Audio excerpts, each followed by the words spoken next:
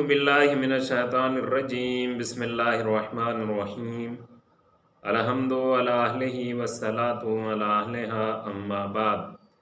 ناظرین کرام السلام علیکم ورحمۃ اللہ وبرکاتہ۔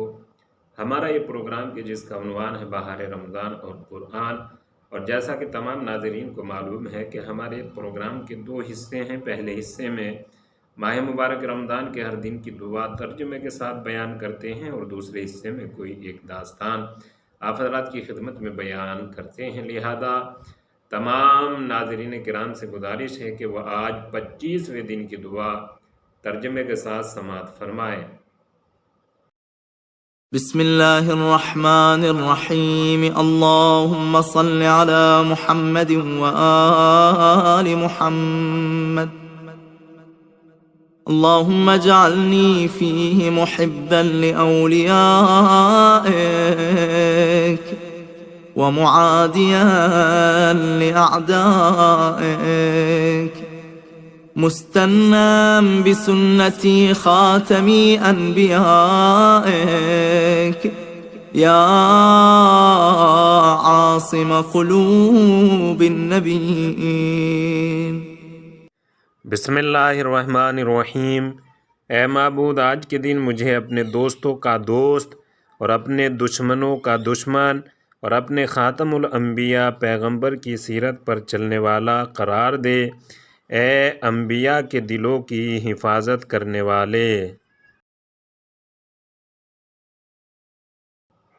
ترجمے کے بعد ہم بڑھتے ہیں پروگرام کے اگلے حصے کی طرف، کہ جہاں ہم آپ حضرات کی خدمت میں کوئی ایک داستان بیان کرتے ہیں۔ لہذا کل ہم نے آپ حضرات کی خدمت میں جناب عیسیٰ علیہ السلام سے متعلق کچھ باتیں بیان کی تھی، اور آج انہی باتوں کو یعنی جناب عیسیٰ علیہ السلام سے ریلیٹڈ اپنے بیان کو کنٹینیو کرتے ہوئے اگلی کچھ باتیں بھی جناب عیسیٰ علیہ السلام کے متعلق بیان کرنے کی سعادت حاصل کر رہے ہیں۔ لہذا کل کی باتوں میں جناب عیسیٰ کی کچھ صفات اور کچھ خصوصیات بیان کیے گئے تھے۔ نمبر 1 تو یہ کہ وہ بارگاہ خداوندی سے صاحب معجزہ بنا کر بھیجے گئے تھے، انہیں کتاب عطا کی تھی اور انہیں نبی بنا کر بھیجا گیا تھا۔ اور اس کے علاوہ جناب عیسیٰ کے یہاں یہ کمال پایا جاتا تھا کہ وہ زندوں کو مردہ کرتے تھے، اور وہ پیدائشی اندھوں کو، پیدائشی نابیناؤں کو وہ بینا بنا دیتے تھے، یعنی دیکھنے والا، اندھوں کو روشنی اور نور عطا کرتے تھے۔ یعنی ان کی دعا میں یا ان میں یہ کمال اور اعجاز، یہ مرکل ان کے یہاں پایا جاتا تھا۔ اور وہ یہ بھی بتا دیتے تھے کہ لوگوں نے اپنے گھروں میں کیا چیز ذخیرہ کر رکھی ہے، کیا چیز جمع کر رکھی ہے۔ یعنی گویا کہ جناب عیسیٰ علیہ السلام کو غیب کا علم تھا، علم الہی کے علمبردار تھے۔ آج جناب عیسیٰ علیہ السلام کی کچھ نصیحتیں بیان کریں گے کہ جہاں جناب عیسیٰ علیہ السلام کے ساتھ رہنے والوں کو حواری کہتے ہیں۔ حواری یعنی دوسرے پیغمبروں کے زمانے میں جو افراد زندگی گزار رہے تھے اور جنہوں نے پیغمبر کو فالو کیا، جو پیغمبر کے ساتھ رہتے تھے، انہیں اصحاب کہتے ہیں۔ لیکن جناب عیسیٰ کے ساتھ رہنے والے اصحاب کو حواری کہتے ہیں۔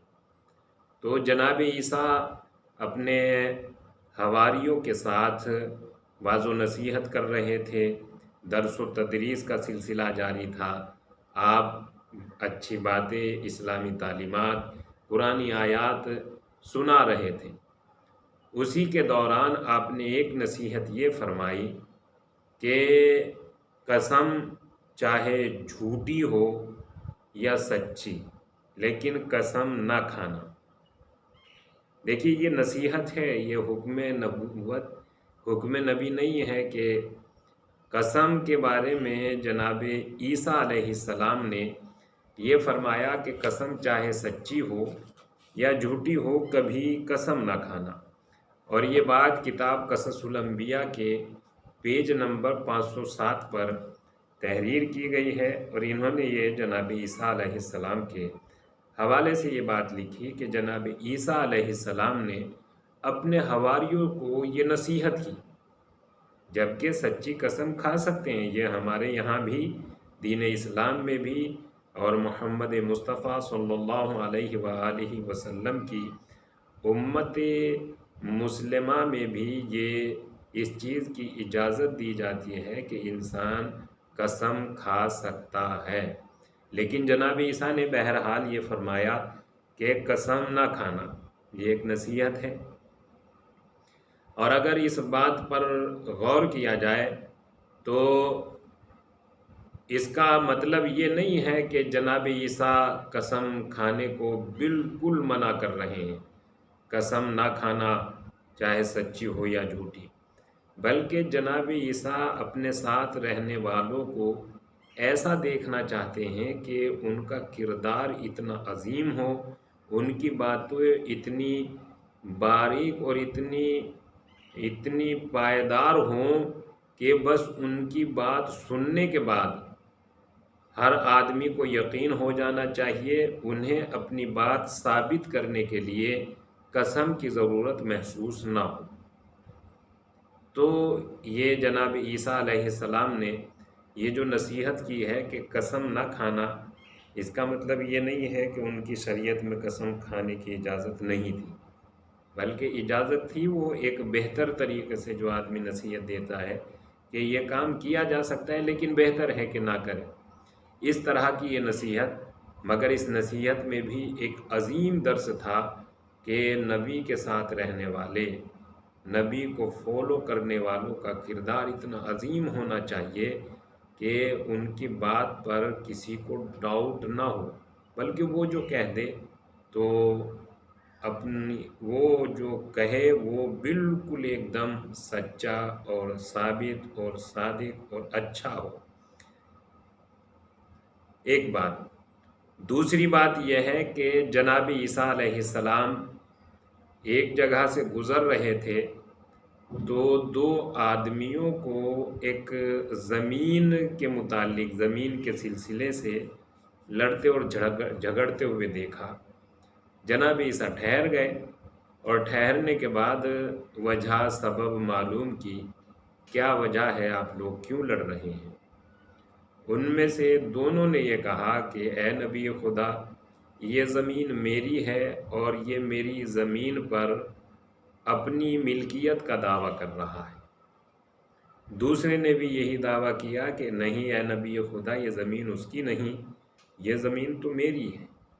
اس وقت نبی خدا جناب عیسیٰ علیہ السلام نے فرمایا، کچھ دنوں کے بعد یہ زمین باقی رہے گی، لیکن جو اس زمین کے لیے لڑ رہے ہیں وہ اس زمین کے اندر چلے جائیں گے، اوپر باقی نہیں رہیں گے، لہذا یہ زمین ہماری ملکیت نہیں ہے، ہم زمین کی ملکیت ہے۔ دیکھیے کس طریقے سے نبی خدا نے ان دونوں کی فکروں کو بدلا، اور فکروں کو بدلنے کے بعد اندازہ یہ اس بات کی طرف اشارہ کیا گیا کہ بات کو صحیح طریقے سے سمجھنے کی کوشش کرنی چاہیے۔ ہم یہ سوچتے ہیں کہ یہ پراپرٹی ہماری ہے، یہ ملکیت ہماری ہے، جبکہ ایسا نہیں ہے۔ کتنے ہی بڑے راجا مہاراجا اس دنیا سے گزر گئے کہ جن کی آدھی آدھی دنیا پر حکومتیں تھیں، اور آج نہ ان کی حکومت رہی، نہ وہ خود ہی رہے، اور نہ ان کی وہ ملکیت ہی رہی، وہ ملکیت بھی دوسروں کے انڈر میں اور قبضے میں چلی گئی۔ ایک آخری نصیحت اور وہ یہ ہے کہ جناب عیسیٰ علیہ السلام نے ایک ضعیف العمر، ایک ویری ایجڈ پرسنالٹی کو جنگل میں کام کرتے ہوئے دیکھا، اور جب جنگل میں کام کر رہا تھا یہ انسان، تو جناب عیسیٰ نے دیکھا کہ یہ کام کرتا کرتا اپنی جگہ لیٹ گیا، اور لیٹنے کے بعد پھر یہ تھوڑی ہی دیر کے بعد پھر اٹھا، اور اٹھنے کے بعد پھر اس نے کام کرنا شروع کر دیا۔ جناب عیسیٰ اس کے قریب گئے اور قریب جانے کے بعد معلوم کیا کہ اے بندے خدا، اگر تم لیٹے ہی تھے تو کم سے کم اتنی دیر تو لیٹتے کہ کچھ آرام کر لیتے، کچھ سکون مل جاتا۔ لیٹے بھی اور لیٹنے کے بعد فوراً ہی اٹھ گئے، اس کی وجہ کیا ہے؟ اب اس یہ ضعیف العمر یہ انسان نے جو جواب دیا، یہ جواب بہت عظیم ہے۔ وہ جواب یہ ہے کہ اے نبی خدا، جب میں لیٹا تو میں تھک چکا تھا اور میں یہ سوچ کر لیٹ گیا تھا کہ اب زندگی کا آخری زمانہ ہے، کب تک کام کروں گا؟ یہ سوچ کر میں لیٹ گیا، مگر ابھی لیٹا ہی تھا کہ ابھی دوسری فکر لاحق ہوئی اور میں نے یہ سوچنا شروع کیا کہ اگر لیٹ گیا اور سستی اور کاہلی کرنے لگا تو یہ جو زندگی کے 2-4 دن بھی باقی بچے ہیں، یہ دن اچھے سے نہیں کٹ پائیں گے۔ لہذا میں اٹھا اور پھر کام کرنا شروع کر دیا۔ ان دونوں باتوں سے کیا اندازہ لگایا جا سکتا ہے؟ ان دونوں باتوں سے یہی اندازہ لگایا جا سکتا ہے کہ کام، محنت، مشقت، کام، اپنا کام، اس میں انسان کو سستی نہیں کرنی چاہیے۔ اگر کام کرنے میں سستی ہو جائے گی تو انسان کی پوری زندگی سست ہو جائے گی۔ لہذا اگر زندگی کو اچھا اور مینٹین رکھنا ہے تو کام میں سستی اور غفلت نہیں ہونی چاہیے، بلکہ کام کو وقت پر انجام دینا چاہیے۔ اور اگر انسان غور کرے اور سستی اور کاہلی کی وجہ سے اپنے کام سے پیچھے ہٹ جائے یا اپنی ذمہ داریوں کو پورا نہ کرے، تو پورا نہ کر کے ذمہ داری سے آدمی بری اور آزاد نہیں ہو سکتا، بلکہ آج میری جو ذمہ داری تھی اگر اسے میں نے آج پورا نہیں کیا تو کل یہ ذمہ داری میرے اوپر ڈبل ہو جائے گی۔ لہذا زندگی کے بہترین گزارنے کا یہی طریقہ ہے کہ آج کا کام آج ہی کیجئے، کل پر مت ٹالیے۔ کام کو زندگی کے لیے بے حد ضروری سمجھیے۔ اگر کام میں سستی ہو گئی تو انسان کی زندگی سست ہو جائے گی۔ انسان کے لیے کام بہت ہی زیادہ ضروری ہے۔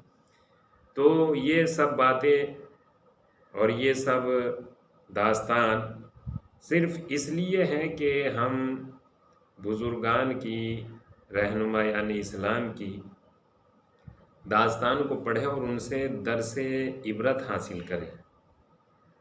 تو یہ جناب عیسیٰ علیہ السلام کے متعلق کچھ باتیں۔ آئیے اب بڑھتے ہیں اپنے مالک کی بارگاہ کی طرف اور مالک کی بارگاہ میں دعا کرتے ہیں، مالک تجھے تیرے تمام نبیوں، تمام کتابوں، تمام رسولوں اور ائمہ اور اماموں کا واسطہ، ہمیں ان کے نقش قدم پر چلنے کی توفیق عنایت فرما، ہماری عبادتوں، روزے اور نمازوں کو قبول فرما۔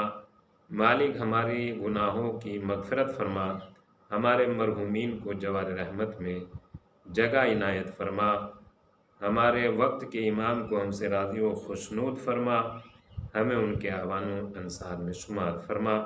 وآخر الدعوانا ان الحمد للہ رب العالمین۔